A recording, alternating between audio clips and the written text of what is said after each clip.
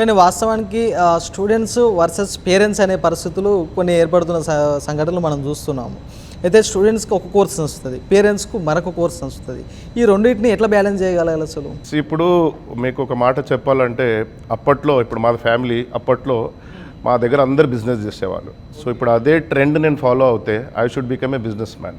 So parents అవగాహన అనేది ఇప్పుడు అవుట్డేటెడ్. ఇప్పుడు ఏమైందంటే Gen Z kids, Gen Z generation, millennium generation వచ్చింది.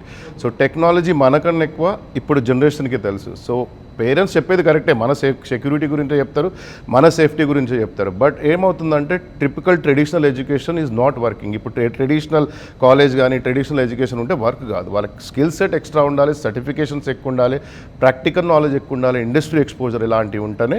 సో స్టూడెంట్స్ పేరెంట్స్ అనేది ఇక్కడ వితండవాదం కాదు. So both are good. ఇప్పుడు ఎవరైనా పేరెంట్స్ కిడ్ భవిష్యత్తు గురించి ఆలోచిస్తారు. బట్ వాళ్ళకి ఎడ్యుకేట్ చేయాలంటే ఇట్లా మా కాలేజ్కి వస్తే ఇక్కడ చూస్తే మా ప్రొఫెసర్స్ తోటి మాట్లాడినా, మా మెంటోర్స్ తోటి మాట్లాడినా ఒక అవగాహన వస్తుంది వాళ్ళకి. ప్రస్తుత సమాజంలో జెన్జీ స్టూడెంట్స్, జెన్జీ యువత ఏదైతుందో వాళ్ళ పాత్ర ఏ విధంగా ఉండబోతుందంటే ఏం చెప్తారు? 1 జనరేషన్ బ్యాక్, 2 జనరేషన్స్ బ్యాక్ తీసుకుంటే మనకు మొబైల్ ఫోన్ పట్టుకోవాలన్నా భయం అవుతుండే.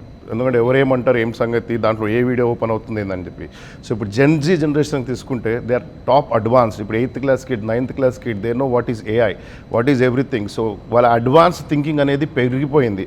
అప్పుడు మనకు బుక్కిష్ నాలెడ్జ్ ఉండే, ఇప్పుడు ప్రాక్టికల్ నాలెడ్జ్ స్కూల్ లెవెల్ నుంచే పెరిగిపోయింది. కాబట్టి gen Z is going to play major role in the future generations. Inter complete అయిన తర్వాత విద్యార్థులు చేసే అతిపెద్ద మిస్టేక్ ఏంటి అంటే ఏం చెప్తారు? ఇప్పుడు ఇంటర్ అయిపోగానే ఫస్ట్ చేసే మిస్టేక్ ఏంటంటే వాళ్ళు కరెంట్ ట్రెండ్ ఏం ఫాలో అవుతుంది దాన్ని తీసుకొని ఫాలో అవుతారు. బట్ మెయిన్ ఆలోచించింది ఏదొచ్చిందంటే, మీ ఇప్పుడు తీసుకునే కోర్స్ ఏదైతుందో మీ ఫ్యూచర్ని 3 years బ్యాక్, అంటే 3 years బ్యాక్ నుంచి 30 years వరకు నీ ఫ్యూచర్ డిసైడ్ చేస్తుంది.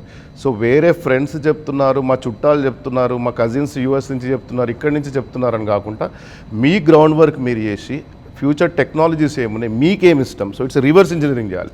సో రివర్స్ ఇంజనీరింగ్ అంటే కింది నుంచి పైన కాదు, పైనుంచి కిందికి రావాలి. సో ఫస్ట్ మీరు ఏం కావాలి, సో ఏం కావాలని చెప్పి ఫస్ట్ డిసైడ్ అయ్యి దానికి తగ్గిన కోర్సెస్ ఏమున్నాయి, దానికి తగ్గిన కోర్సెస్ తర్వాత దానికి తగ్గిన కాలేజెస్ ఏమున్నాయి, సో మీ ఇంట్రెస్ట్ దాంతో మ్యాచ్ అవుతుందా.